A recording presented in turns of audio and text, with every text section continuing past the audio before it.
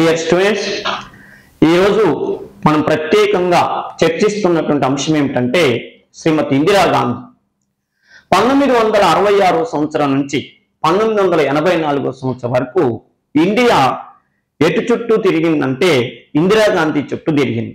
అందుకని ఆ రోజుల్లో ఏమని పిలిచేవాళ్ళంటే ఇండియాయే ఇందిరా, ఇందిరాయే ఇండియా అని పిలిచేవారు. 1984 సంవత్సరం అక్టోబర్ 31వ తారీఖు నాడు ఆమె వ్యక్తిగత భద్రతా దళం వారే ఇందిరాగాంధీని ఆమె భవనంలో కాల్చి చంపారు. ఇందిరాగాంధీ హత్య జాతీయ కాంగ్రెస్ కి వాళ్ళ కుటుంబానికి ఎంత నష్టం చేకూర్చిందో తెలియదు, కానీ భారతదేశానికి మాత్రం చాలా నష్టం చేకూర్చింది. దీనిలో చాలా మంది నన్ను విమర్శించవచ్చు. ఇందిరాగాంధీ తీసుకున్న నిర్ణయం వల్ల దేశానికి నష్టం జరిగింది. ఉదాహరణకి 1975లో ఎమర్జెన్సీ చీకటి రోజును తలపించిందని, ఆమె రాష్ట్రపతులకు కూడా చెప్పకుండా ఎమర్జెన్సీ పెట్టించినటువంటి సంఘటనలు ప్రజాస్వామ్యాన్ని కూని చేయించినాయి. అలాంటి ఆమె గురించి ఇక్కడ ప్రత్యేకంగా ప్రశంసలు కురిపిస్తున్నారేందని నా మీద అపవాదు కూడా రావచ్చు. కానీ ఒక చిన్న విషయం ఏంటంటే ప్రతి రాజకీయ నాయకుడి జీవితంలో కూడా నీడ ప్రతి నీడ ఉంటాయి. ఇందిరాగాంధీ తీసుకున్నటువంటి నిర్ణయాల వల్ల కొన్ని నష్టాలు జరిగి ఉండొచ్చు, కానీ అదే ఇందిరాగాంధీ తీసుకున్నటువంటి నిర్ణయాల వల్ల భారతదేశం ఖ్యాతి ప్రపంచానికి తెలిసేటట్టయింది. ఉదాహరణకి ఏకధ్రువ ప్రపంచం అని చెప్పి ఉర్రూతలూగిచ్చినటువంటి అమెరికా దేశానికే చెప్పకుండా 1974 సంవత్సరంలో పోఖ్రాన్లో, రాజస్థాన్ లో ఉన్నటువంటి పోఖ్రాన్లో ఇందిరాగాంధీ అనుభవ పరీక్షలు చేయించడం అనేటటువంటిది ప్రపంచంలో ఎన్నో దేశాలకి ఇందిరాగాంధీ ఇన్స్పిరేషన్ అయింది. ఆ తర్వాత 1971 సంవత్సరంలో బంగ్లాదేశ్ ఏర్పడేటప్పుడు పాకిస్తాన్తో వచ్చిన వివాదాన్ని ఎదుర్కొనే విషయంలో ప్రపంచ దేశాలన్నీ కూడా ఒకవైపు ఉంటే ఇందిరా తీసుకున్నటువంటి నిర్ణయాలు భారతదేశంలో ఎంతో మందిని ఆశ్చర్యానికి గురిచేసింది.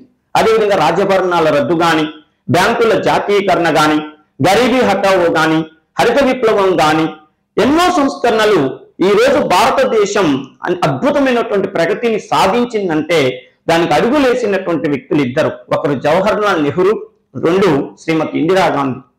ఇందిరాగాంధీ వర్ధంతి సందర్భంగా ఆమె గురించి కొంత మనం చర్చిద్దాం.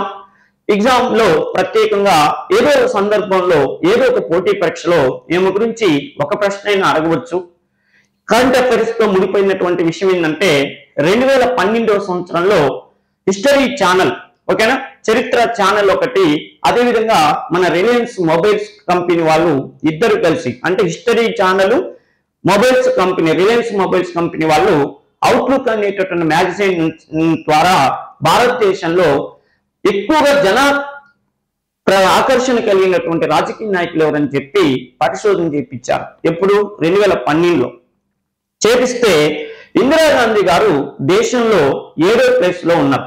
అంటే ఈమె చనిపోయి ఇన్ని సంవత్సరాలైనా కూడా ఈమె చేసినటువంటి సంస్కరణలు, ఈమె స్త్రీలలో ఇచ్చినటువంటి స్ఫూర్తి ఇప్పటికీ కూడా ఇందిరాగాంధీ మీద ప్రజలకు అభిమానం పోలేదనిపిస్తుంది. అందువల్లనే ఇంతమంది నాయకులు ఉంటే ఆమెకి 7వ ప్లేస్ ఇచ్చారంటే ఈమె గొప్పతనం మనం అర్థం చేసుకోవచ్చు. ఇంకో ముఖ్యమైన విషయం ఏంటంటే ఇందిరాగాంధీ 1984 సంవత్సరంలో హత్యకి గురి కావటానికి ప్రధానమైనటువంటి కారణం ఈమె కోట్ల రూపాయలు సంపాదించాలనే ఆశయంతో కాదు, లేకపోతే వివిధ రాష్ట్రాలలో భూ కబ్జాలు చేస్తుంటే ఏమని అక్కడ ఉన్నటువంటి వాళ్ళు చంపలేదు. ఈమె చేసినటువంటి ఏ కార్యక్రమం అయినా కూడా భారతదేశ భవిష్యత్తు కోసమే చేసింది, ఏమీ కాదు. ఇలా కుటుంబ సభ్యులు ఏ కార్యక్రమం చేసినా కూడా భారతదేశ భద్రత కోసమే చేశారు. వీళ్ళ జీవితాలని మన దేశం కోసం త్యాగం చేశారు. ఉదాహరణకి జవహర్లాల్ నెహ్రూ చైనా యుద్ధం తర్వాత చైనా మన్ని నమ్మించి మోసం చేసింది. పంచశీల ఒప్పందం అని చెప్పి జరిగిన కొద్ది రోజులకే మనకి నమ్మక ద్రోహం చేసిందని చెప్పి ఆయన ఆ విషయం గురించి ఆలోచించి హార్ట్ అటాక్ వచ్చి 1964లో చనిపోయారు. ఏమే ప్రత్యేక ఖలిస్తాన్ కావాలని చెప్పి బిద్రన్వాలా అనేటటువంటి ఒక దుర్మార్గుడు పాకిస్తాన్తో చేతులు కలిపి ప్రత్యేక ఖలిస్తాన్ మాకు ఇష్టవా లేదా అని చెప్పి అమృతసర్లో స్వర్ణ దేవాలయాలకు దూరి శవాలను విసిరేస్తున్నప్పుడు ఏం చెయ్యాలని అంత అసలు ప్రపంచ దేశాలని భారతదేశం వైపు చూస్తుంటే ఈమె తీసుకున్నటువంటి కఠిన నిర్ణయం ఆ రోజు పంజాబ్ ప్రత్యేక దేశం కాకుండా భారతదేశంలో భాగమైంది. దాని ఫలితం ఏమైంది? ఈమె ప్రాణాలు కోల్పోవాల్సి వచ్చింది. అదేవిధంగా శ్రీలంకలో ఎల్టీటీఈ గొడవ రోజు రోజుకి పెరిగి ప్రపంచంలో ఏ దేశం కూడా ఎల్టీటీఈ సమస్యను పరిష్కారం చేయలేకపోతుంటే భారతదేశం తరఫున రాజీవ్ గాంధీ ఆ సమస్య పరిష్కారంలో వేలు పెట్టాడు. అనుకోకుండా ప్రాణాలు కోల్పోయాడు. ఏదేమైనా వీళ్ళ జీవితాలు దేశాలకు త్యాగాలు చేసినటువంటివి. మీరు ఒప్పుకున్న ఒప్పుకోకపోయినా ఇది జరిగింది. కాకపోతే ఇక్కడ ఈ రోజుల్లో ఒకటి ఫ్యాషన్ అయిపోయింది. ఏంటంటే గాంధీ కుటుంబాన్ని కానీ నెహ్రూ కుటుంబాన్ని కానీ జాతీయ నాయకుల్ని కానీ ఎంత విమర్శిస్తే అంత గొప్ప నాలెడ్జ్ కలిగినటువంటి వ్యక్తులుగా జనాలు కీర్తించబడుతున్నారని చెప్పి అనుకుంటున్నారు. కానీ వీళ్ళు చేసినటువంటి త్యాగాలు ఈ రోజుల్లో రాజకీయ నాయకులు చెప్పుకున్నటువంటి వాళ్ళందరూ కూడా వాళ్ళ స్వార్థం కోసం చేసుకుంటుంటే వీళ్ళు మాత్రం దేశానికి సేవ చేశారు. ప్రత్యేకమైన విషయం ఏంటంటే ఇలా రాజకీయం అంటే అక్రమంగా సంపాదించుకోవటానికి అదొక మార్గం అనుకుంటున్నటువంటి ఈ రోజుల్లో సిరులో ఉన్నటువంటి కుటుంబం, సంపన్నమైనటువంటి కుటుంబం, వీళ్ళకి ఆస్తుల కోసం రాజకీయాల్లోకి రాలేదు. రాజకీయాల్లోకి వచ్చి ఆస్తులు అమ్ముకున్నటువంటి కుటుంబాలు మన దేశంలో చాలా తక్కువ ఉన్నాయి. ఆ కుటుంబాల్లో ఈ ఇందిరాగాంధీ కుటుంబం ఒకటి. మరి వీళ్ళ చరిత్రను పక్కన పెడితే ఇందిరాగాంధీ యొక్క వ్యక్తిగత జీవితంతో పాటు ఆమె చేసినటువంటి సంస్కరణలు ఏంటి, వీటన్నిటి గురించి ఇప్పుడు మనం కొద్దిగా తెలుసుకున్నాం.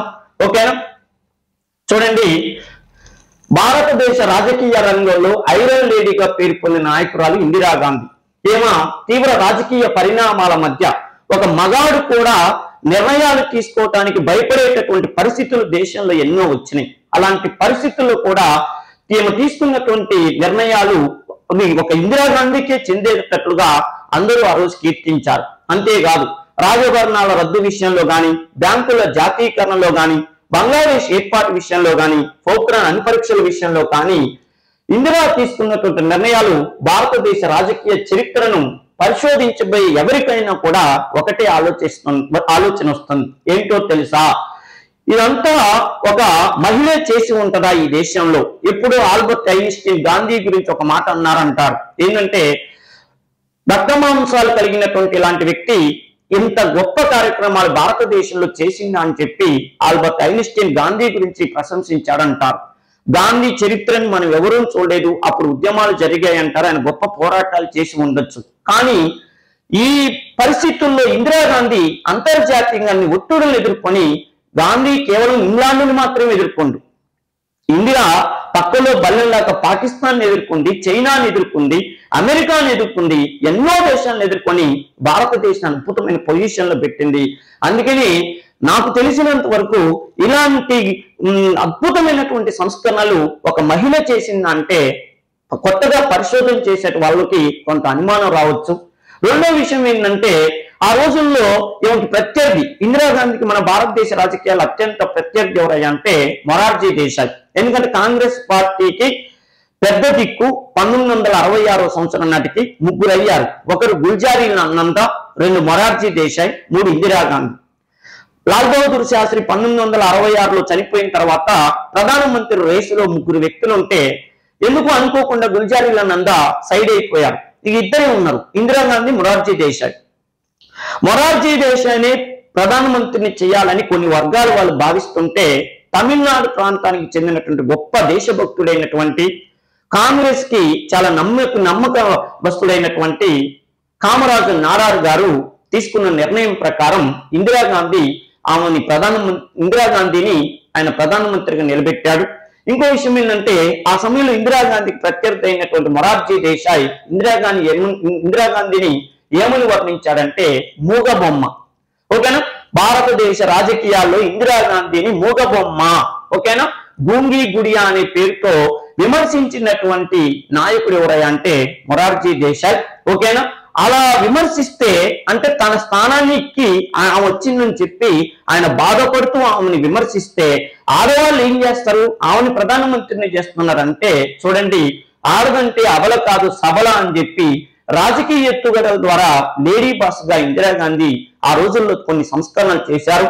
1962 సంవత్సరంలో చైనా దేశం మన అస్సాం రాష్ట్రంలో ఉన్నటువంటి తేజ్ ప్రత్యేకమైన విషయం ఏంటంటే తేజ్పూర్ అనేటటువంటి ప్రాంతానికి తన సైన్యాన్ని మొత్తాన్ని తీసుకొచ్చి ఇక యుద్ధానికి సిద్ధపడిపోతున్న సమయంలో ఆ ఏరియాకి ఏ నాయకుడు ఏ అధికారి కూడా వెళ్ళలేకపోతుంటే ఇందిరాగాంధీ నేను వెళ్ళొస్తానని చెప్పి ఆ కేంద్ర ప్రభుత్వాన్ని ఒప్పించింది. ఆ సమయంలో ఆర్మీ చీఫ్ అక్కడికి వెళ్ళొద్దాం, అక్కడ ఉన్న పరిస్థితులు మనకు అనుకూలంగా లేవంటే చైనా వాడు మహా అయితే నన్ను చంపుతాడు, కానీ తర్వాత జరిగే పరిణామాలను చైనా వాడు ఎదుర్కొంటాడా అని చెప్పి ధైర్యంతో వెళ్ళినటువంటి ఆ సందర్భంలో అందరూ ఆశ్చర్యపడ్డారు. ప్రతిపక్ష నాయకులతో పాటు అధికార పక్షం వాళ్ళు ఇంత ధైర్య సాహసాలు కలిగినటువంటి ఆవిడ మన దేశంలో ఉందన్నట్టుగా ఒకసారిగా ఆలోచించారు. విషయం ఏందయ్యా అంటే ఏమో వెళ్ళింది, అక్కడ పరిస్థితులు మొత్తం సమీక్షిస్తున్న సమయంలో చైనాకు భయమైంది. ఇందిరాగాంధీ వచ్చిందంటే బహుశా ఏం ప్లాన్ లో వచ్చారు వీళ్ళు, ప్లాన్ ఏమైనా చేశారు ఏంది కేంద్ర ప్రభుత్వం అని చెప్పి అప్పటికప్పుడు చైనా ప్రభుత్వం తన సాయుధ బలగాలన్నింటినీ కూడా వెనక్కి మరలించింది. అంటే ఏమో ధైర్య సాహసాలు ఏ పాటికి మనం అర్థమవుతున్నాయి. రెండో విషయం ఏందయ్యా అంటే 1971 సంవత్సరంలో తూర్పు పాకిస్తాన్ బంగ్లాదేశ్ ఏర్పడే సమయంలో ఇందిరా ప్రపంచ దేశాన్ని ఎదుర్కొన్న తీరు చరిత్ర తెలిసినటువంటి భారతీయుడు కూడా జీవితంలో మర్చిపోడు. మీ అందరికీ తెలుసు 90,000 మంది పాకిస్తాన్ సైన్యాన్ని పట్టుకొని బంగ్లాదేశ్ లో బంధించారు. ఒక విషయం ఏంటంటే బంగ్లాదేశ్ ఏర్పడే విషయంలో మనం ఎవరు ప్రత్యర్థులం అవుతున్నాం, పాకిస్తాన్ ప్రత్యర్థులు అవుతున్నాం. ఈ సమయంలో పాకిస్తాన్ ఏం చేసిందంటే చైనా దేశాన్ని అమెరికా దేశానికి నాకు సహాయం చేయండి, మనం గతంలో కుదుర్చుకున్న ఒప్పందం ప్రకారం నాకు ఏ కష్టం వచ్చినా నష్టం వచ్చినా మీరు అండగా ఉంటున్నారని అనగానే అప్పుడు చైనా నుంచి అమెరికా నుంచి పెద్ద మొత్తంలో యుద్ధ నౌకలు వస్తున్నాయి. ఈ విషయం తెలుసుకున్నటువంటి ఇందిరాగాంధీ ఏమాత్రం కూడా భయపడలేదు. అసలు ఆమె ఏమాత్రం కూడా చెల్లించకుండా చేసిన పని ఏందయ్యా అంటే రష్యా వర్తమానం పంపించింది. మాకున్న ఒప్పందం ప్రకారం మీరు మాకు సహాయం చేయాలి, చైనా అమెరికా పాకిస్తాన్ ఒకటైనా మరి మీరు ఎవరి వైపు ఉంటారని చెప్తే రష్యా దేశం మనకి అండగా ఉన్నది. ఆ సమయంలో రష్యా వస్తుందని తెలియగానే యుద్ధానికి బయలుదేరినటువంటి చైనా వాళ్ళు అమెరికా వాళ్ళు మాకెందుకు వచ్చిన ఈ గొడవ అని చెప్పి మొత్తం సర్దుకొని పోయారు. ఇలాంటి ఎన్నో విపత్కరమైనటువంటి పరిస్థితులని ఒంటి చేతితో నడిపించి లేడీ బాసుగా పిలువబడినటువంటి ప్రధానమంత్రి ఇందిరాగాంధీ, అలాంటి ఆవిడ గురించి ఈ రోజు మనం ప్రత్యేకంగా చెప్పుకుంటామంటే మనం గర్వపడాలి. ఇంకో విషయం ఏందయ్యా అంటే ఆ సమయంలో ప్రదర్శించినటువంటి ధైర్యము తెగువ గురించి నేను ఒక సామాన్యుని కానీ ఏమంటే ప్రత్యర్థిగా తర్వాత కాలంలో జనతాదళ్లో కీలక నాయకుడైనటువంటి ఏబి వాజ్పేయి, తర్వాత ఆయన ప్రధానమంత్రిగా అయ్యారు. ఏబి వాజ్పేయి అప్పట్లో ప్రతిపక్ష నాయకుడిగా ఉన్నారు. ఆయన ఏమన్నాడో తెలుసా, ఇందిరాని చూస్తుంటే నాకు ఒక మహిళని చూస్తున్నట్టు లేదు, అపర కాళికాదేవిని చూస్తున్నట్టుగా ఉందని నిండు పార్లమెంట్ లో ప్రశంసించారంటే ఏమో గొప్పతనం మనకు తెలుస్తుంది. ప్రత్యేక ఖలిస్తాన్ కోసం అని పంజాబ్ లోని బిద్రన్వాలా అమృతసర్ లోని స్వర్ణదేవన్లో చేసిన విభత్సంకు పార్టీ ప్రతిపక్షం వాళ్ళు కూడా ఏం చేస్తుంది, ఇప్పుడు ఇందిరా ఏం చేస్తుందని ఆలోచిస్తున్న సమయంలో సింగిల్ హ్యాండ్ తో ఆపరేషన్ బ్లూ స్టార్ చేసి బిద్రన్వాలని అంతం చేసింది ఇందిరాగాంధీ. ఓకేనా. 1966 జనవరి 24న మొదటిసారిగా ప్రధానమంత్రి బాధ్యతలు స్వీకరించి దేశంలోనే మొట్టమొదటి మహిళా ప్రధానమంత్రిగా నియమించబడినటువంటి వ్యక్తి ఎవరంటే ఇందిరాగాంధీ. అంతేకాదు నేటి వరకు కూడా భారతదేశంలో మళ్ళెవరూ కూడా మహిళా ప్రధానమంత్రులు కాలేదు. ఆ ఘనత మన ఇందిరాగాంధీకి దక్కింది. నెక్స్ట్ విషయం ఏంటంటే మరి ఆమె బాల్యం, ఆమె విద్యాభ్యాసం ఏంటని చూస్తే ఆమె అసలు పేరు ప్రియదర్శిని ఇందిరా. తల్లిదండ్రులు కమలా నెహ్రూ, జవహర్ లాల్ నెహ్రూ. వీళ్ళది బ్రాహ్మణ కుటుంబం. జన్మ అలహాబాద్ అంటే ఇందిరాగాంధీ అలహాబాద్ లోని ఆనంద్ భవన్ లో జన్మించారు. ఆనంద్ భవన్ లో మనకి 2 ఉన్నాయి. మీకు తెలంగాణ ఉద్యమంలో కూడా వస్తుంది. మన ముఖ్యమంత్రి కాసు బ్రహ్మానంద రెడ్డి 1969 ఉద్యమం జరిగేటప్పుడు ఆనాటి ముఖ్యమంత్రి కాసు బ్రహ్మానంద రెడ్డి గారికి హైదరాబాద్ లో ఇల్లుంది. ఆ ఇంటి పేరు ఆనంద్ భవన్ అని పేరు పెట్టుకున్నారని మనం చదువుతాం. ఓకేనా. తండ్రి జవహర్ లాల్ నెహ్రూ, తాత మోతీలాల్ నెహ్రూ ఇద్దరు కూడా జాతీయోద్యమంలో కీలక పాత్ర పోషించడంతో చూడండి ఆ సంఘటనలు అంటే ఇంటికి ఎప్పుడు ఇందిరాగాంధీ చిన్నప్పుడు ఇప్పుడు ఇంటికి ఎప్పుడు కూడా అలహాబాద్ లో ఉన్నటువంటి ఆనంద్ భవన్ కి తరచుగా మహాత్మా గాంధీ గాని సర్దార్ వల్లభాయ్ పటేల్ గాని వీళ్ళందరూ కూడా వచ్చిపోతుంటే ఈమెకి ఏం ఆలోచన వచ్చిందంటే మా కుటుంబం అంతా జాతీయోద్యమాల్లో పార్టిసిపేషన్ చేసే కుటుంబం అని చెప్పి ఆమె ఒక సంఘటనలే గుర్తుకొస్తుండేవి. అందుకని నేను చిన్నప్పుడు ఆట ఆడుకునేటప్పుడు కూడా వాళ్ళ ఫ్రెండ్స్ తో ఏం చేసేదంటే బ్రిటిష్ వాళ్ళని ఎదిరించే సంఘటనలని ఆటలుగా పెట్టుకొని వాళ్ళని ఎదిరించే ఉద్యమాలు చేస్తున్నట్టుగా వాళ్ళందరితో గ్రూప్ తో ఆటలాడిచ్చేది. ఆ విధంగా చేపట్టి ఎవరో దేశభక్తి అనేటువంటి తెగు అనేటటువంటి చిన్నప్పటి నుంచి నాటుకునే గుర్తు తెలుస్తుంది.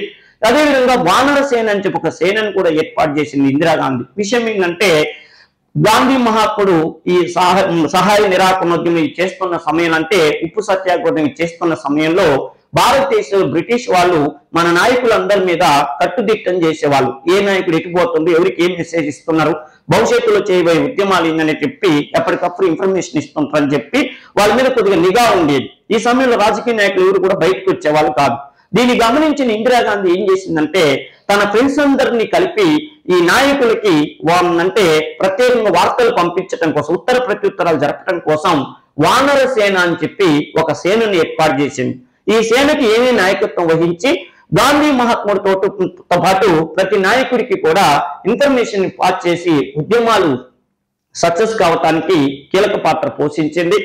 మహాత్మా గాంధీ నాయకత్వంలో చేపట్టిన ప్రతి ఉద్యమంకి ఇందిరాగాంధీ బాల్య వయసులోనే ఆయనకు సపోర్ట్ ఇచ్చేది. ఆయన ఏదైనా ఉపన్యాసం ఇస్తుంటే ఇందిరాగాంధీ పక్కన ఉండటం వల్ల ప్రజలకు రెండు విషయాలు అర్థమయ్యాయి. ఏంటి ఆ రెండు విషయాలంటే మహిళా శక్తి గాంధీకి సపోర్ట్ ఇస్తుందన్న సంకేతం తెలియటం, రెండో విషయం ఏంటంటే చిన్నపిల్లలు కూడా జాతీయోద్యమంలో పాల్గొంటున్నారంటే పెద్దవాళ్ళమైన మనం ఇంకా పోరాటంలో కీలక పాత్ర పోషించాలనే ఆలోచన వచ్చేది. ఇకపోతే ఇందిరాగాంధీ గారు పూణే విశ్వవిద్యాలయానికి అనుబంధంగా ఉన్న పాఠశాలలో మెట్రిక్ పూర్తి చేశారు. ఆ తర్వాత విశ్వకవి రవీంద్రనాథ్ ఠాగూర్ స్థాపించినటువంటి శాంతినికేతన్లో ఇంటర్మీడియట్ చదవటం. ఆ చదువు నడుస్తున్న సమయంలోనే వాళ్ళ అమ్మగారు కమలాదేవికి అనారోగ్యం రావటంతో ఆమెకి ట్రీట్మెంట్ కోసం స్విట్జర్లాండ్ దేశానికి పంపించటం అయింది. నెహ్రూ జాతీయోద్యమంలో కీలక పాత్ర పోషించటంతో ఆమెకు తోడుగా ఇందిరాగాంధీని పంపించటం, అక్కడే ఇందిరాగాంధీ గారు వాళ్ళ అమ్మకు తోడుగా ఉండటంతో పాటు అక్కడే చదువు కంటిన్యూ చేయటం జరిగింది. తర్వాత ఈమెని ఆక్స్ఫర్డ్ యూనివర్సిటీలో జాయిన్ చేయించగా ఆక్స్ఫర్డ్ యూనివర్సిటీలో చదువుతున్న సమయంలోనే ఫిరోజ్ షా అనేటువంటి ఒక పాత్రికేయుడు, అంటే పార్షిక కుటుంబానికి చెందినటువంటి ఫిరోజ్ షా ఒక పాత్రికేయుడిగా అక్కడ పరిచయం కావటం, ఆ పరిచయం ప్రేమగా మారటం, ఈ విషయాన్ని నెహ్రూ గారికి చెప్పటం, నెహ్రూ గారు ఏం చెప్పలేక ఆ గాంధీ గారి మీద ఆ భారాన్ని పెట్టడం, గాంధీ గారు ఫిరోజ్ షాని నేను దత్తత తీసుకుంటాను, అతడు నా కుమారుడు లాంటి వాడు, ఇతని నుంచి ఫిరోజ్ షా గాంధీ అవుతాడనగానే ఈమెనిచ్చి వివాహం చేయటంతో వీళ్ళ కుటుంబానికి గాంధీ అనేటువంటి పేరు రావటం మనం చూస్తూ ఉన్నాం, మనకు తెలిసిన విషయమే. ఇంకో విషయం ఏంటంటే వివాహం అయ్యాక పూర్తిగా ఇండియాలో ఇక ఉద్యమాల్లో కీలక పాత్ర పోషించటం. ఈ సమయంలోనే మహాత్మా గాంధీ నాయకత్వంలో క్విట్ ఇండియా ఉద్యమం బాగా జరుగుతుంటే ఎంతో మంది నాయకుల్ని జైలు పాలు చేసింది నాటి బ్రిటిష్ ప్రభుత్వం. ఈ సమయంలో ఈ దంపతులు కూడా జైలు పాలయ్యారు. ఇందిరాగాంధీ జైల్లో ఉన్నప్పుడే ఒక మగపిల్లవానికి జన్మనిచ్చింది, ఆయనే మన రాజీవ్ గాంధీ. తర్వాత విషయం ఏంటంటే ఉద్యమాలన్నీ అయిపోయిన తర్వాత ఈయన అంటే ఫిరోజ్ షా గాంధీని కాంగ్రెస్ అధికారికంగా నడిపిస్తున్నటువంటి నేషనల్ హెరాల్డ్ అనేటటువంటి పత్రికని నడపటానికి ఆయనకి సంపాదకుడుగా నియమించడం జరిగింది జవహర్ లాల్ నెహ్రూ. ఈ సమయంలో లక్నోకి వెళ్ళి ఇలా ఫ్యామిలీ కొంతకాలం పాటు ఉండటం, ఈ సమయంలో ఫిరోజ్ షా గాంధీకి ఈమెకి కుటుంబ గొడవలు జరగటం జరిగింది. ఈ సమయంలో తండ్రి అటు ఇటు చెప్పలేకపోవటం, 1952లో ఎన్నికలు రావటం, ఈ ఎన్నికల సమయంలో ఫిరోజ్ షా గాంధీ జవహర్ లాల్ నెహ్రూకి వ్యతిరేకంగా జనతాదళ్ ప్రభుత్వం తరఫున ఆయన పోటీ చేయటం జరిగింది. 1952 ఎన్నికల్లో ఫిరోజ్ షా గాంధీ తన మామ జవహర్ లాల్ నెహ్రూపై రాయబరేలీలో పోటీ చేసి ఓడిపోయాడు. ఈ కోపంతో ఈ సమయంలో ఇందిరాగాంధీ ఇటు భర్త వైపున ప్రచారం చేయాలా, తండ్రి వైపున ప్రచారం చేయాలనుకుంటున్న సమయంలో నా తండ్రే ముఖ్యమని చెప్పి తండ్రి తరపున రాయబరేలీలో ఆయన పోటీకి మద్దతు తెలిపి ప్రచారం చేసింది. తండ్రి ఘన విజయం సాధించిండు. ఈ కోపాన్ని మనసులో పెట్టుకున్నటువంటి ఫిరోజ్ షా గాంధీ నెహ్రూ గురించి, ఆ ప్రభుత్వం గురించి తరచుగా వార్తాపత్రికల్లో రాయించటం, ప్రత్యేకంగా నెహ్రూ ప్రభుత్వ కాలంలో జరిగినటువంటి భీమా కుంభకోణాన్ని వెలుగులోకి తీసుకురావటం జరిగింది. ఈ ఫిరోజ్ షా గాంధీ భీమా కుంభకోణాన్ని వెలుగులోకి తీసుకురాబట్టే జవహర్ లాల్ నెహ్రూ మంత్రివర్గంలో ఆర్థిక శాఖ మంత్రిగా పనిచేస్తున్న టిటి కృష్ణమాచారి అనే వ్యక్తి తన మంత్రి పదవిని కోల్పోయాడు. కొంతవరకు జవహర్ లాల్ నెహ్రూకి చెడ్డ పేరు రావటం కూడా అల్లుడు చేసిన పని అని చెప్తారు. ఇకపోతే భారత జాతీయ కాంగ్రెస్ నాయకత్వ బాధ్యతల్ని ఇందిరాగాంధీ ఎప్పుడు స్వీకరించారయ్యా అంటే 1959వ సంవత్సరంలో. ఓకేనా, 1959వ సంవత్సరం ఫిబ్రవరి 28వ తారీఖు నాడు జాతీయ కాంగ్రెస్ అధ్యక్షురాలుగా శ్రీమతి ఇందిరాగాంధీ నియమించటం జరిగింది. ఓకే, 1962వ సంవత్సరంలో చైనా హెచ్చరికలను ధిక్కరించే నేను ఇంట్రడక్షన్ లో చెప్పినట్టు ఈమె కాంగ్రెస్ అధ్యక్షురాలుగా ఉండి తన సత్తా ఏదో తెలియజేయాలన్న ఉద్దేశంతో ఇటు ఇంట్లో వాళ్ళకి బయట వాళ్ళకి తన సత్తా తెలియజేయాలన్న ఉద్దేశంతో అస్సాంలో ఉన్నటువంటి తేజ్పూర్ అనే ప్రాంతానికి వెళ్ళటం, ఈమె రాకను గమనించినటువంటి చైనా ప్రభుత్వం తోక ముడిసి వాళ్ళ దేశానికి వెళ్ళిపోవటం, ఆ సైన్యం వెళ్ళిపోవటం అనేటటువంటిది ఇందిరాగాంధీ ఆ రోజుల్లో పెద్ద సంచలనం కలిగించిన సంఘటనగా చెప్తారు. అదేవిధంగా తొలిసారిగా కేంద్ర మంత్రిగా అంటే 1964వ సంవత్సరంలో జవహర్ లాల్ నెహ్రూ గారు మరణించిన తర్వాత ఇందిరాగాంధీ ఒక విధంగా ఒంటరి వారయ్యారు. ఎందుకంటే భర్తతో గొడవలు, తండ్రి అయితే ఆమె ఎప్పుడు ఉండటం, తండ్రికి జీతం లేకుండా కూడా ఆయన వ్యక్తిగత సహాయక, ఆయన ప్రధానమంత్రిగా ఉన్నప్పుడు వ్యక్తిగత కార్యదర్శిగా ₹1 కూడా జీతం తీసుకోకుండా ఇందిరాగాంధీ పనిచేశారు. ఈ కృతజ్ఞతా భావంతోనో కాంగ్రెస్ కి ఆ కుటుంబం చేసినటువంటి సేవా భావంతోనో 1966వ సంవత్సరంలో లాల్ బహదూర్ శాస్త్రి మంత్రివర్గంలో ఇందిరాగాంధీని తీసుకోవాలని చెప్పి లాల్ బహదూర్ శాస్త్రి ఆమెను ఒప్పించటం, ఆమెకి కేంద్రంలో సమాచార శాఖ మంత్రి పదవిని ఇవ్వటం జరిగింది. అంటే ఇందిరాగాంధీ మొట్టమొదటిసారిగా నిర్వహించినటువంటి పదవి ఏంటంటే సమాచార ప్రసార శాఖ మంత్రి బాధ్యతను తీసుకున్నారు. ఆ సమయంలో ఇందిరాగాంధీ లోక్సభలో సభ్యురాలు కాదు, రాజ్యసభలో సభ్యురాలు. అంటే రాజ్యసభ సభ్యురాలుగా ఉండి మంత్రి పదవిని తీసుకున్నటువంటి ఆవిడ ఇందిరాగాంధీ. అది తొలిసారిగా జరిగిందని చెప్తారు. తర్వాత చూడండి, తొలిసారిగా ప్రధానిగా అంటే లాల్ బహదూర్ శాస్త్రి మరణం తర్వాత ప్రధానమంత్రి పదవి కోసం మొరార్జీ దేశాయ్, గుల్జారీ లాల్ నందా వీళ్ళందరూ పోటీ పడ్డారు. గుల్జారీ లాల్ నందా కొంతకాలం పాటు తాత్కాలిక ప్రధానమంత్రిగా పనిచేశారు. ఆ తర్వాత ఆయన సైడ్ అయిపోగానే మొరార్జీ దేశాయ్కి ఇందిరాగాంధీకి డి అంటే డి అనేటటువంటి పోటీ జరిగింది. ఈ సమయంలో కామరాజ్ నాడార్ చేసినటువంటి పని వల్ల ఇందిరాగాంధీ గారు 1966వ సంవత్సరంలో తొలిసారిగా ప్రధానమంత్రి అయ్యారు. ఈ సమయంలో ఏఐసిసి ఎన్నికలు కూడా జరిగాయి. ఆ ఎన్నికల్లో ఇందిరాగాంధీకి 355 ఓట్లు రాగా మొరార్జీ దేశాయ్కి 169 ఓట్లు వచ్చాయి.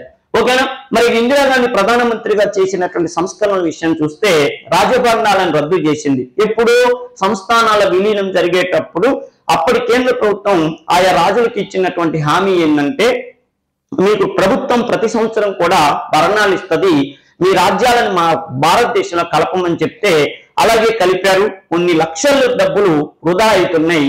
దీన్ని గమనించినటువంటి ఇందిరాగాంధీ రాజభరణాలన్నీ రద్దు చేసి పడేస్తున్నా ఏం చేసుకుంటూ చేసుకోపోండి అని చెప్పింది. ఇది ఒక సంచలనాత్మక నిర్ణయం. ఆ తర్వాత 1966లో డాక్టర్ స్వామినాథన్తో హరిత విప్లవం చేపట్టింది. మీ అందరికీ తెలుసు, 1964లో మనం చైనాతో యుద్ధం చేశాం, 1965లో పాకిస్తాన్తో యుద్ధం చేసినాం. అంటే 2 పెద్ద యుద్ధాలకి ఉన్న డబ్బులన్నీ ఖర్చు పెట్టారు.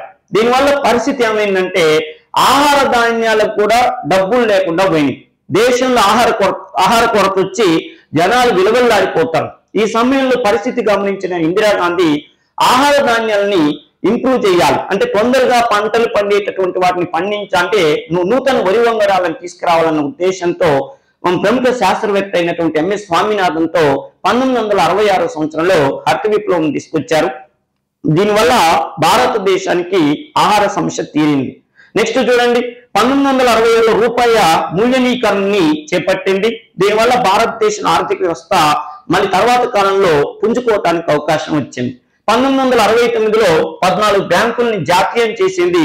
ఇది ఆ రోజుల్లో పెద్ద సంచలనం. 1969లో 14 బ్యాంకుల్ని, 1980లో 6 బ్యాంకుల్ని జాతీయం చేసిన ఘనత ఇందిరాగాంధీ ప్రభుత్వానికి దక్కింది.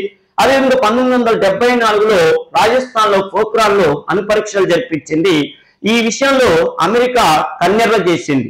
ఎవరు కన్నెర్ర చేసినా ఇందిరాగాంధీ మాత్రం చెల్లించలేదు. అందుకే ఆమెని ఐరన్ లేడీ అనే పేరుతో పిలుస్తారు. బుద్ధుడు నవ్వాడు. బుద్ధుడు ప్రశాంతంగా హాయిగా ఉంటే అనవసరంగా రెచ్చగొడతారు. అందుకనే బుద్ధుడు నవ్వాడని చెప్పే సంకేతం ఇస్తూ అణుపరీక్షలు చేశారు. ఆ తర్వాత మనకి తెలుసు 1998లో వాజ్పేయి ప్రభుత్వ కాలంలో కూడా చేశారు. బుద్ధుడు మళ్ళీ నవ్వాడు, పక్కపక్క నవ్వాడని చెప్పి అప్పుడు సంకేతాలు పెట్టారు. ఏదేమైనా భారతదేశం మొట్టమొదటిసారిగా ఏ ప్రధానమంత్రి కాలంలో అణుపరీక్షలు చేపట్టిందంటే ఇందిరాగాంధీ కాలంలో. 1975లో తొలి ఉపగ్రహం ఆర్యభట్టును ప్రయోగం చేయించింది. భారతదేశం అంటే ఎంతసేపటికి సాంప్రదాయకమైనటువంటి విషయాలు, వాళ్ళకి అణుపరీక్షల గురించి తెలియదు, అంతరిక్షం గురించి తెలియదు అనుకుంటే ప్రపంచ దేశాల్లో అగ్రదేశాలకి దిమ్మ తిరిగేటట్టుగా రెండు చేపించింది. అణుపరీక్షలు చేపించింది, అంతరిక్ష ప్రయోగాలు సక్సెస్ చేపించింది. నెక్స్ట్ విషయం ఏంటంటే పేదరిక నిర్మూలన కోసం ఒక విషయం ఏంటంటే జవహర్లాల్ నెహ్రూ గారు దేశం ఎమ్మటే అభివృద్ధి చెందాలని చెప్పి పంచవర్ష ప్రణాళికలు పెడితే ఆ పంచవర్ష ప్రణాళికల ఫలితాలు పేదలకు చేరటం లేదు. నిజమైన పేదలకు చేరక ఇబ్బందులు అంటే దేశ అభివృద్ధి పదం మందగించింది. ఈ విషయాన్ని గమనించినటువంటి ఇందిరాగాంధీ 1975 సంవత్సరంలో ప్రత్యేకంగా చూడండి గరీబీ హఠావు అనేటటువంటి పథకాన్ని ప్రవేశపెట్టింది. ఈ పథకం వల్ల దేశంలో పేదరికం తగ్గింది. ఇది గమనించాలి. రెండో విషయం ఏంటంటే 1975లో 20 సూత్రాల పథకాన్ని అని చెప్పి మరో పథకాన్ని ప్రవేశపెట్టించింది. అది మీ అందరికీ తెలుసు. 1982లో NABARD national agriculture rural development బ్యాంకుని ప్రత్యేకంగా వ్యవసాయ రంగాన్ని అభివృద్ధి చేయడం కోసమే ఇందిరాగాంధీ ఏర్పాటు చేయించడం జరిగింది. ఓకేనా. మరి ఏమో పొందినటువంటి అవార్డులు ఏందయ్యా అంటే 1971లో భారత అత్యున్నత పురస్కారమైన భారతరత్న పొందింది. భారతదేశంలో మొట్టమొదటిసారిగా ఒక స్త్రీ భారతరత్న అవార్డు పొందడం అనేది మన ఇందిరాగాంధీకి దక్కింది. 1983-84లో రష్యా దేశపు లెనిన్ అవార్డుని కూడా ఎంపిక చేశారు. ఏమో రాసిన గ్రంథాలు చూసినట్టయితే ఇయర్స్ ఆఫ్ ఛాలెంజెస్ 1966-69 అదే హరిత విప్లవం కాలంలో కానీ అది మీకు అర్థశాస్త్రంలో వస్తాయి వార్షిక ప్రణాళికల ప్రవేశపెట్టారంటారు కదా, వాటి గురించి ప్రత్యేకంగా పుస్తకం రాశారు. The years of endeavours అనేటటువంటి పేరుతో 1966-72లో మరో పుస్తకం, దాని గురించి 1966-72 పీరియడ్ గురించి మరో పుస్తకం రాశారు. ఇండియా 1975 ఎమర్జెన్సీ గురించి, ఎమర్జెన్సీ పెట్టడానికి అప్పుడున్న పరిస్థితులను వివరిస్తూ ఆమె ఇందిరా ప్రత్యేకంగా ఇండియా 1975 అనే పుస్తకం రాసింది. మరి ఇందిరాగాంధీ జీవితంలో అత్యంత చీకటి రోజులని వేటిని చెప్తారు వివాదాస్పదమైన విషయాలంటే రాయబరేలీలో తనపై పోటీ చేసినటువంటి రాజనారాయణ్, జనతాదళ నాయకుడైనటువంటి రాజనారాయణ్ ఆమె మీద రాయబరేలీలో పోటీ చేయటం. అంటే ఒకప్పుడు జవహర్లాల్ నెహ్రూ పోటీ చేసిన నియోజకవర్గం నుంచి ఇందిరాగాంధీ పోటీ చేస్తుంటే ఆమె పైన ఈయన పోటీ చేశాడు. పోటీ చేసినప్పుడు ఆ ఇందిరాగాంధీ గెలిచిన తర్వాత ఆమె ప్రధానమంత్రి అయింది. రాజనారాయణ తర్వాత కాలంలో అలహాబాద్ హైకోర్టుకు వెళ్ళటం, ఆమె అక్రమాలు చేసి గెలిచిందని చెప్పి ఆధారాలు చూపించేసరికల్లా 1975లో అప్పటి అలహాబాద్ హైకోర్టు సంచలనాత్మక తీర్పిచ్చింది. ఏమని తీర్పిచ్చింది? ఇందిరా, మీరు అక్రమాలు చేసి గెలిచారు కాబట్టి మీ ఎన్నిక చెల్లదు, మీరు 1975 నుంచి 6 సంవత్సరాల పాటు భారతదేశంలో ప్రత్యక్ష ఎన్నికల్లో మీరు పాల్గొనకూడదు, పనిష్మెంట్ విధిస్తున్నామని చెప్పింది. ఈ సమయంలో 6 సంవత్సరాల పాటు తన ఎన్నిక చెల్లదు, అసలు ఏ ఎన్నికల్లో పోటీ చేయకూడదు అన్న విషయం తెలిసిన తర్వాత తన ప్రధానమంత్రి పదవి పోతుందన్న భయంతో ఇందిరాగాంధీ వెంటనే ఒక నిర్ణయం తీసుకున్నారు. ఆ నిర్ణయమే ఆమెని ఒక ప్రత్యేకమైన విషయం ఏంటంటే ఒక నియంతృత్వ అనేటువంటి డిక్టేటర్ గా జనాలు వర్ణించటం జరిగింది. అలహాబాద్ హైకోర్టు 1975 తీర్పు తర్వాత ఇందిరాగాంధీ అసలు నిజం చెప్పాలంటే దేశంలో ఎమర్జెన్సీ పెట్టాలంటే అంటే 352 నిబంధన ప్రకారం రాష్ట్రపతి ఎమర్జెన్సీ పెట్టాలంటే కేంద్ర మంత్రి మండలి సంతకం చేయాలి. అంటే ప్రధానమంత్రి కేంద్ర మంత్రి మండలి సంతకం చేస్తే రాష్ట్రపతి సంతకం పెడతాడు. విషయం ఏంటంటే ఆమె నైతిక నేటి ఒక్క సంతకం పెట్టి ప్రత్యేకంగా అప్పుడు రాష్ట్రపతి అయినటువంటి ఫక్రుద్దీన్ అలీ అహ్మద్కి పంపించింది. ఆయన అడిగాడు కూడా, ఏంటమ్మా మినిస్టర్ల సంతకాలు పెట్టలేదు ఏంటంటే అసలు నిన్ను రాష్ట్రపతిని చేసిందే నేను, నువ్వు నాకు ఎదురు చెప్తావా అని చెప్పేసరికల్లా నా రాష్ట్రపతి పోస్ట్ ఎక్కడ పోతాయేమో అని చెప్పి ఆయన ఫక్రుద్దీన్ అలీ అహ్మద్ రాష్ట్రపతి పాలన విధించారు, అంటే ఎమర్జెన్సీ విధించారు. మొత్తానికైతే 352 ఆర్టికల్ ప్రకారంగా 1975 జూన్ 25వ తారీఖు నాడు దేశం మొత్తం కూడా ఎమర్జెన్సీ విధించడం జరిగింది. ఇదే ఇందిరాగాంధీకి పెద్ద తలవంపైంది. ఎందుకంటే ఈ సమయంలో దేశంలో ఉన్నటువంటి పెద్ద పెద్ద నాయకులందరినీ కూడా జైలుల్లో పడేయటం, ప్రాథమిక హక్కులను రద్దు చేయటం, పత్రికల మీద సెన్సార్షిప్ విధించటం, ఇవన్నీ చేయటం వల్ల ఇందిరాగాంధీ ప్రభుత్వం మీద జనాలకి విశ్వాసం పోయింది. ఈ నియంతృత్వం విధానం ఏంటని చెప్పి తర్వాత కాలంలో అరుణ్ శౌరి ఇలాంటి వాళ్ళు వార్తలు రాయటం వల్ల 1977 ఎన్నికల్లో ఇందిరాగాంధీ ఓడిపోవటానికి కారణమైంది. అది ఒకటి మైనస్. రెండవ మైనస్ ఏంటంటే 1984లో పంజాబ్ లో ఆపరేషన్ బ్లూస్టార్ అని చేసి ఒక వివాదం కొని తెచ్చుకుంది. నిజం చెప్పాలంటే ఇందిరాగాంధీని విమర్శించే వాళ్ళు ఏమంటారంటే పంజాబ్ లో బ్లూస్టార్ అనేటటువంటి కార్యక్రమం ఎందుకు చేపట్టిన కేంద్రం, బిద్రన్వాల్ అనే ఒక వ్యక్తి ప్రత్యేక ఖలిస్తాన్ అనేటటువంటి విషయం గురించి గొడవ చేస్తుంటూ వాడిని వేసిపడేయటం కోసం ఈ కార్యక్రమం చేపట్టింది అంటాం. ఇందిరాగాంధీ ప్రత్యర్థులు ఏమని చెప్తారంటే అసలు బిద్రన్వాల్ అనేటటువంటి వ్యక్తిని పెంచి పోషించిందే ఇందిరాగాంధీ. వాడిని పెంచి పోషిస్తే ఆవిడ తర్వాత కాలంలో పాకిస్తాన్ మాట విని ఎందుకు పాకిస్తాన్ మనం బంగ్లాదేశ్ విషయంలో హెల్ప్ చేసామని చెప్పి పాకిస్తాన్ మన మీద కక్ష తీర్చుకోవటం కోసం ఖలిస్తాన్ అనేది నువ్వు పట్టుబట్టరా, నేను నీకు ఫుల్ సపోర్ట్ ఇస్తా అని చెప్పి వానికి ఆయుధాలు సామాగ్రి మొత్తం డబ్బులు ఇచ్చి పంపించేసరికల్లా ఇందిరాగాంధీకే వ్యతిరేకం తయారైండు. ఈ విషయాన్ని గమనించి ఇందిరాగాంధీ ఆర్మీ సహకారంతో ఆపరేషన్ బ్లూస్టార్ కార్యక్రమం చేపట్టింది. ఈ కార్యక్రమే ఇందిరాగాంధీ ప్రాణాలు పోవటానికి కారణమైంది. 1984 అక్టోబర్ 31వ తారీఖు ఉదయం 9:16 ఆమె అంగరక్షకులే ఆమెని కాల్చి చంపటం జరిగింది. ఓకేనా, హత్య చేశారు. భారతదేశంలో హత్యకు గురైన మొట్టమొదటి ప్రధానమంత్రి ఎవరయ్యా అంటే శ్రీమతి ఇందిరాగాంధీ. ఓకేనా, ఏదేమైనా విమర్శలు ప్రతి విమర్శలు అనే విషయం పక్కన పెడితే ఇలాంటి ప్రధాని భారతదేశంలో మళ్ళీ ఒకరు రారు. ఎందుకంటే ఈ ప్రతి కోణంలో కూడా ఇందిరాగాంధీ తీసుకున్న నిర్ణయాలు ఆలోచింపజేసేతో పాటు సంచలనాత్మకమైనటువంటి నిర్ణయాలుగా ప్రత్యేకం చెప్పుకోవచ్చు. భారతదేశానికి ప్రధానమంత్రులు వస్తూ ఉంటారు, పోతూ ఉంటారు, కానీ కొంతమంది మాత్రమే చరిత్రలో నిలిచిపోతుంటారు. అలా నిలిచిపోయే వాళ్ళల్లో మన శ్రీమతి ఇందిరాగాంధీ ఒకరు. చూడండి, ప్రత్యేకమైన విషయం ఏంటంటే కేవలం మన ఇండియాలో ఉన్నటువంటి రాజకీయ నాయకులే కాదు, ఆమె కాలానికి చెందిన వాళ్ళే కాదు, బయట వాళ్ళు కూడా ఈమెని పలు సందర్భంలో ప్రశంసించారు ఈమె శక్తి సామర్థ్యాల గురించి. ప్రత్యేకమైన విషయం ఏంటంటే ఈమె ప్రధానిగా ఉన్న రోజుల్లో ఒకసారి అమెరికా వెళ్ళి వచ్చేటప్పుడు ఫ్రాన్స్ దేశం కూడా అక్కడ ప్రధానమంత్రిని కలుద్దామని చెప్పి అప్పటి ఫ్రాన్స్ ప్రధానమంత్రి అంటే ఫ్రెంచ్ అధ్యక్షుడైనటువంటి చార్లెస్ డిగాలేని కలవటానికి అంటే ప్యారిస్ లో దిగారు. దిగినప్పుడు ఏమైందంటే ఆ డిగాలేకి ఫస్ట్ నుంచి కూడా ఒక అపనమ్మకం ఏంటంటే, ఇక చూడండి, స్త్రీల శక్తి సామర్థ్యాల మీద అతనికి ఏమాత్రం నమ్మకం లేదు. ఆయన అలాంటి వ్యక్తిని ఇందిరాగాంధీ మాట్లాడటానికి వెళ్ళేసరికల్లా ఈమెతో అర్ధగంట సేపు మాట్లాడిన తర్వాత ఆయన ఎమ్మటి విలేకరులకు ఏమని చెప్పిండో తెలుసా, ఇందిరాతో మాట్లాడాక స్త్రీలలో ఇంతటి శక్తి సామర్థ్యాలు ఉంటాయని నేను అసలు ఊహించలేదు. ఆమెతో మాట్లాడాక ఏదైనా సాధించగలదని ఆయన ఆమె కీర్తించారంటే ఆయనకి ఇందిరాగాంధీని ప్రశంసించాల్సిన అవసరము లేదు. ఆయన భారతదేశంలో ఒక పార్టీ, కాంగ్రెస్ పార్టీకి చెందిన వ్యక్తి కాదు, లేదా ఒక బిజినెస్ మెన్ కాదు, ఏమైనా కాంట్రాక్ట్ ఇస్తారేమని ఆశించటానికి.